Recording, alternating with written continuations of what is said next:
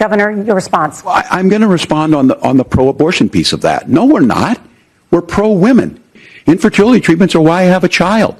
That's nobody else's business. The question was, can you explain the discrepancy? All I said on this was I got there that summer and misspoke on this. So I will just, that's what I've said.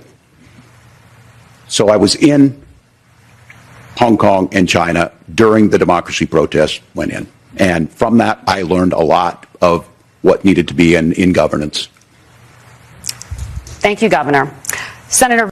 We had right-to-work states made it more difficult. We had companies that were willing to ship it over, and we saw people profit. Folks that are venture capital in some cases, putting money into companies that were overseas. Your time is up. Governor Walz, can you address that? I mean, voters say they trust Donald Trump on the economy more. Why? Well, if you're listening tonight and you want billionaires to get tax cuts, you heard what the numbers were.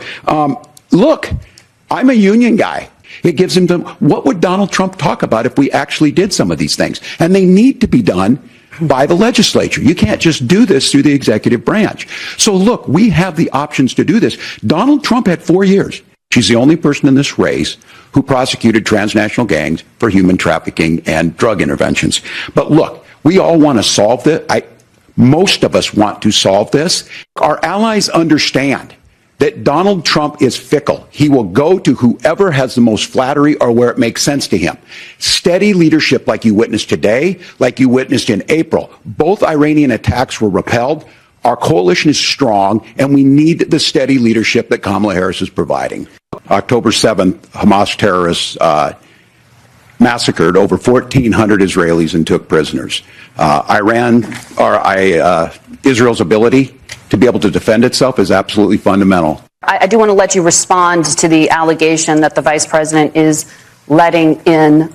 Well, of course, that's not true. And again, you have the facts. I guess we agreed not to fact check. I'll check it. That, look, crossings are down compared to when Donald Trump left office. I sat in that office with those Sandy Hook parents. I've become friends with school shooters. I've seen it. Look, I'm a hunter.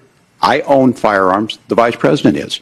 We understand that the Second Amendment is there, but our first responsibility is to our kids to figure this out.